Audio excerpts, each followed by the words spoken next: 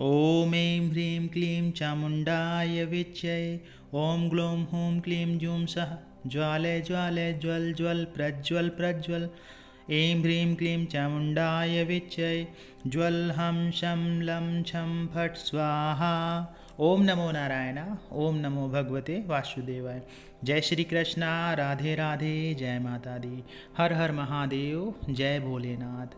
देखिए, भगवान का वास घर में होने के कई संकेत होते हैं और कई लोगों को कई तरह से अलग अलग तरह से संकेत मिला करते हैं।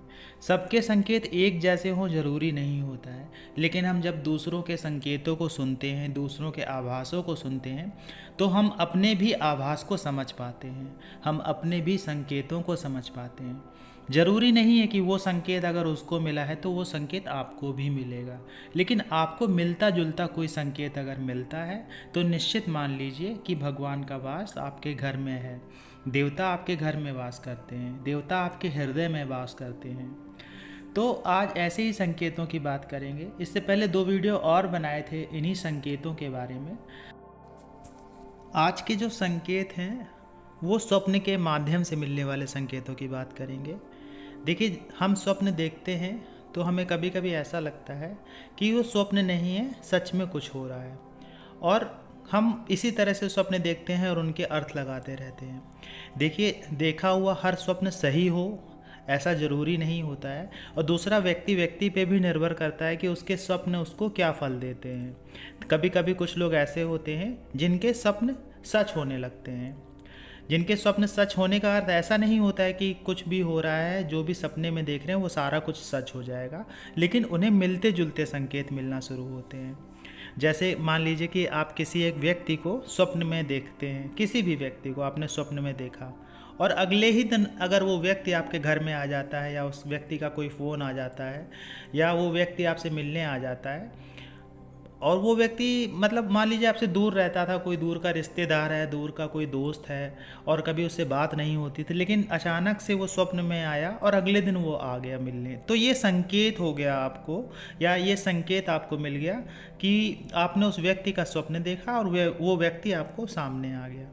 इसी तरह से मान लीजिए आप स्वप्न में कुछ और देखते हैं। स्वप्न में मान लीजिए किसी व्यक्ति को छोड़ के कुछ और चीज़ें देखते हैं। जैसे मान लीजिए अभी कुछ दिन पहले ही भूकंप आया, कुछ दिन पहले कि आज ही न्यूज़ में सुबह देख रहे थे कि भूकंप आया हुआ है नेपाल में। तो नेपाल में भूकंप आया, और उस भूकंप को कोई व्यक्ति होते हैं जो पहले से ही रात में देख लेते हैं कि हाँ यहाँ पे कुछ भूकंप आया है, उन्होंने भूकंप वाला कोई सपना देखा, और अगले दिन आपको पता चले कि हाँ यहाँ पे भूकंप आया।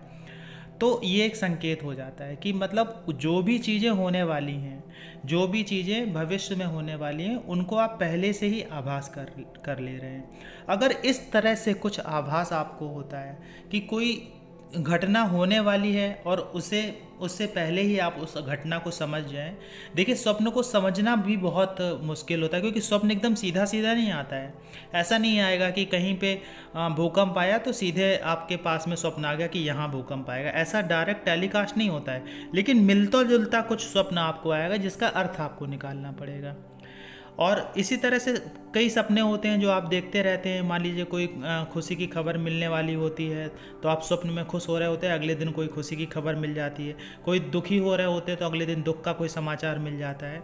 सबके साथ में ऐसा हो ज़रूरी नहीं है, लेकिन जिनके साथ दैवीय शक्तियाँ होती हैं, जिनके घर में दैवीय शक्तियों का वास होता है, जिनके हृदय में दैवीय शक्तियों का वास होता है, निश्चित उन्हें इस तरह के स्वप्न जरूर आते हैं। और उन्हें इन स्वप्नों के आने के बाद में वो समझ भी जाते हैं कि ये स्वप्न आया है तो इसका लगभग ये अर्थ होगा। एग्जैक्ट वैसा ही अर्थ नहीं होता है, लेकिन वो अपने स्वप्न का अर्थ निकालना सीख जाते हैं, क्योंकि दैवीय शक्तियों की जब कृपा होती है तो अपने आप ही बहुत सारी चीज़ें समझ में आने लगती हैं। एक तो ये हो गया। दूसरा क्या होगा कि जब आप सो रहे होंगे, ये भी स्वप्न से संबंधित है लेकिन स्वप्न नहीं है। जैसे मान लीजिए आप सो रहे हैं, कमरे में कोई आवाज़ नहीं है, कोई साउंड नहीं है, कुछ नहीं है, लेटे हैं, एकदम से आपको कुछ आवाज़ें सुनाई पड़ना शुरू हो जाती हैं। सोने से जैसे मान लीजिए एकदम से नींद खुली आपकी रात में कभी, और आपको आवाज़ सुनाई पड़ना शुरू हो गई। जैसे लगेगा कि टीवी चल रही है। आप सोचोगे कि टीवी चल रही है, टीवी में लग रहा है किसी ने टीवी चला के छोड़ दी है और टीवी बंद करना भूल गए, उस तरह का साउंड आएगा। उसके बाद में आप जैसे ही थोड़ा सा उठोगे, कान इधर उधर करोगे, थोड़ा गर्दन घुमाओगे, तो वो आवाज़ नहीं आएगी फिर वो आवाज़ नहीं आएगी। फिर आप लेटोगे, फिर हल्की सी आवाज़ आना शुरू होगी। कमरे में पंखा चल रहा होता है तो पंखे का साउंड इतना होता है कि आप समझ ही नहीं पाओगे। लेकिन जैसे आप कमरे के बाहर या कहीं भी जहाँ पे शांत वातावरण वहाँ जाओगे तो आपको पता चलेगा कि कहीं ना कहीं कुछ ना कुछ भगवान से संबंधित कोई प्रोग्राम चल रहा होता है। जैसे भागवत चल रही होती है, कहीं कथा चल रही होती है, कहीं जागरण चल रहा होता है। तो वो चीज़ें आपको कमरे में वैसे आप खड़े रहोगे तो नहीं सुनाई देंगी, लेकिन आप जब सो के एकदम से उठते हो, एकदम से नींद खुल जाती है पता नहीं किस कारण से, रात में कभी भी, और आपको लेटे लेटे वो ध्वनि से सुनाई देती रहती है कि हाँ कुछ हो रहा है, कुछ हो रहा है। एग्जैक्ट नहीं पता चलेगा आपको, एकदम वैसा नहीं पता चलेगा कि हाँ कि कुछ चीज़ें इस तरह से हो रही हैं। लेकिन जब आप सुनने की कोशिश करोगे तो आपको ऐसा लगेगा कि हाँ जैसे कोई टीवी चला रहा है, जैसे कोई टीवी में प्रोग्राम आता है ना, वैसे कोई प्रोग्राम चल रहा है। और जब आप बाहर जाके थोड़ा सा, उस बाहर का अर्थ है कमरे से बाहर निकलेंगे, तो आप देखेंगे कि कहीं ना कुछ जागरण जैसा चल रहा है, भगवान या माता रानी का कुछ चल रहा है।